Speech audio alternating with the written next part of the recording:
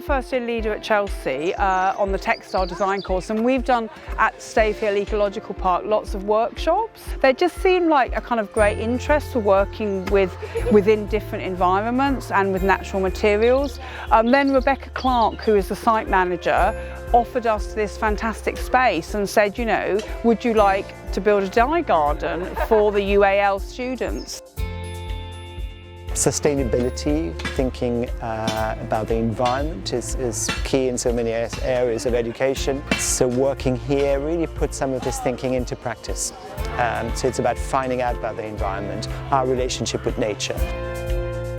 I saw the opportunity in the newsletter and it seemed like a good thing to do, especially to find more people being out in the nature, being a part of a community that's building something together, and the hope that we'll see something really beautiful come out of it. I decided to come here because my major is in social innovation and sustainable futures, and I focus on the sustainable futures and how to we use the sustainable way to do the things, to do the design.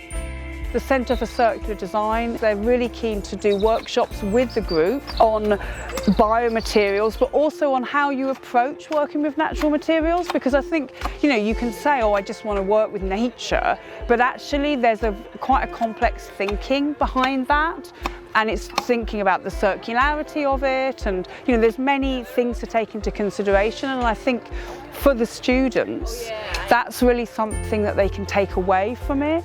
To also think and make outside the studio, to working outdoors, I think it's a great thing. I think it's enriching, it makes us work with each other very differently. So I think this work, the dye garden, just an understanding of what grows here, what is needed to sustain the park, comes to the fore as people engage with such an activity.